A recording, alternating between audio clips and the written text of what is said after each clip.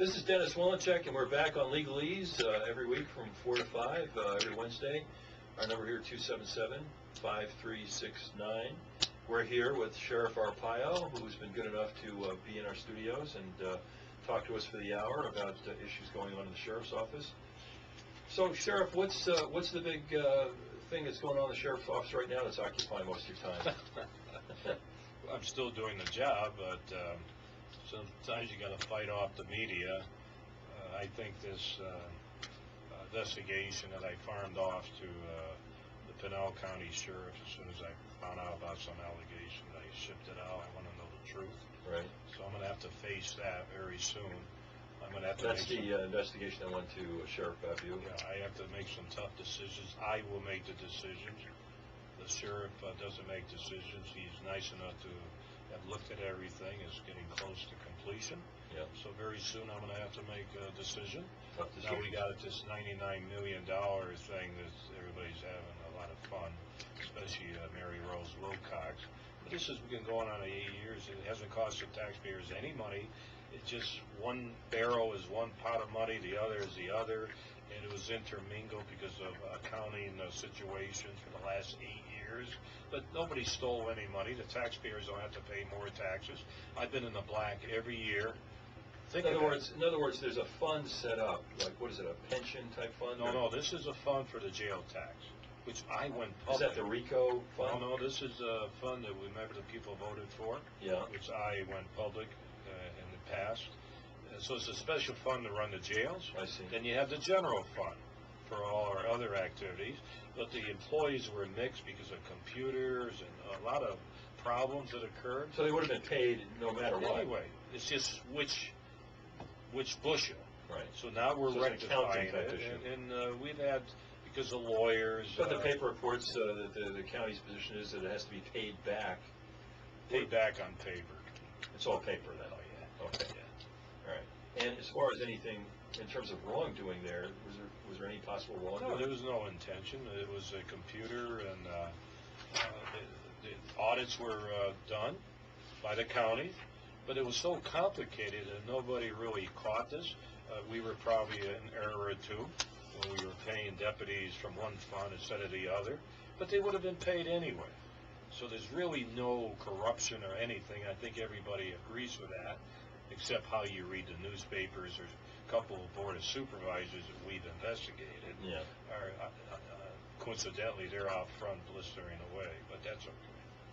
Well, you know, there's been also, speaking of the supervisors, there was obviously one of the supervisors' wives, Fulton Brock, was in your jail. And I guess I heard somewhere that she was complaining publicly about the condition in the jail. Did you hear that recently? No, I wish she would mention me as she was, but we treated her nice. We isolated her.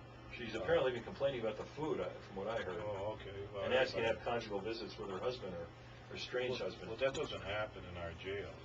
Well, what about that? There was talk about the fact that she was getting some special treatment, that Fulton Brock was seeing her in the jails, and there was some kind of special treatment. Do you know anything about that? Well, I don't know if it's special treatment.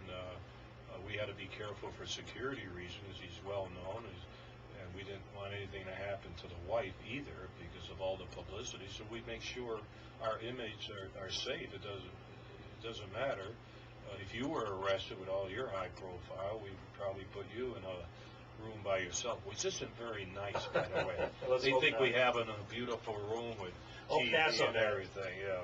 I'll pass on that one. But by the way, what do you think about what's going on now with this Fiesta Bowl alleged scandal in the paper that we see every day? Any thoughts on that? The only thing I have to say about the Fiesta Bowl, I have a connection with the Fiesta Bowl. That's riding in the parades. Right.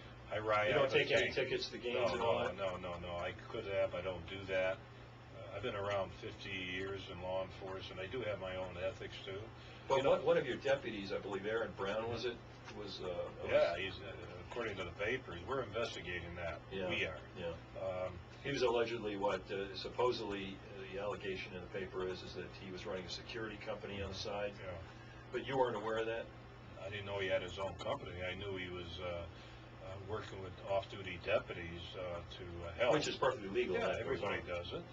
But the only connection I have is riding on top of my tank with my wife in the Fiesta Bowl. In fact, I should be writing inside the tank with all the threats I've been getting. They're picking up even more and more from Mexico, but it doesn't bother me because I still go meet all the illegals, and so I don't care about these bums that threaten me. Well, I got to say, in the 20 years you've been sheriff, well, 18 going on 20. When everybody in this town is being accused of something or other in the paper every day, for all those years, they have never, ever found anything where you have put your hand in the till, taken free tickets, any of the stuff that we're hearing about now. This whole Fiesta Bowl thing, obviously, you didn't partake in any kind of special perks. Is that right? Yeah. Yeah. I don't take tickets, free tickets to ball games. I'm not saying that there's something wrong with it. This is something the legislature has to look at. I'm not really criticizing that, but first of all, I don't like football. And basketball. What's your favorite sport? Well, it's basketball. The Boston Celtics are my favorite team. I grew up with them, and I'm not afraid to say it. Sounds like they're going to play the Knicks, I guess. I'm not a typical politician. I tell the media around the country that I'm a Boston Celtics fan. Well, how come you're not a Phoenix Suns fan? Because I'm a Boston Celtics fan. Oh. Now, do you want me to say I'm a Phoenix Suns fan to pick up some votes? I don't care. Do you want me to say that I'm not going to lock up the illegals because I worry about the Hispanic vote or the Chamber of Commerce? No, I don't care. What do you think about them getting rid of Kendrick Perkins? Well, I don't know. I still got a gut feeling that may be a good move. Let's wait for the playoffs. Yeah, we'll see. I was watching the reality show. I don't know if you've seen that. There's a reality show now on the Celtics. Have you seen great. it? Yeah. It's a great show. Great, Yeah. My favorite team too. Ooh, really? Oh yeah. Wow, there goes all your clients. Oh yeah. Well, they're going to play the Knicks. But I'm from New York originally, so it's a tough one for me. So we'll see what happens there. In your book, Sheriff, Which one? Well, I got two. You got America's two. Toughest Sheriff. The one that you actually read. Joe's and wrote. Law. Joe's Law. Joe's Law. Well, no, that's the one that you said that you didn't really read carefully, right? Why do I have to read something when I lived it? I mean, what do I have to read my own book for? That's a good point. But the other book, I guess, you said you don't like dirty cops, right? That's an important thing. I locked up a lot of federal agents. And obviously you were alluding earlier to what's going on with your chief deputy being investigated. But you're the one who sent that out, correct? You mean the allegations? The allegations. Inside Yeah. Deputy Chief. Yeah, I sent that out right away. Yeah. You take that stuff seriously, I know. Yeah, I'm not saying he was corrupt. This is more, this was not a criminal. This had to do with policies and violating internal policies. That's what this is about that I'm looking into. Yeah. And you've actually, as I read your book, you've actually arrested more than one corrupt cop for dealing drugs and things like that, haven't you? Yeah, I bought dope from cops, too. Chicago. Yeah, why don't you tell us that story before we're done here? The one that was kidnapped and shot. That was in cops. I was in Washington. Oh, that was in Washington. But I thought somebody invited you into their car, and you then had to spend a night in jail or something. Oh, that was when my son Rocco, the night he was born, when I was undercover. That's it. And in the feds, if you front the money for the dope, you hope you get it back, because if you don't, you got to write 1 million reports. Right. So I had to wait 10 hours on a street corner for the guy to come back. As he was coming back, the cops arrested him with my dope. With you? No, with my dope. But they want to arrest you too? No. What I did was to find where my dope was. I told the cops, put me in jail with this guy. Oh, so you would find out where Yeah, so I'm in jail with this guy. So what do you do with my dope? I paid you up front. Oh, we put it in a garbage can before we were stopped by the Chicago police.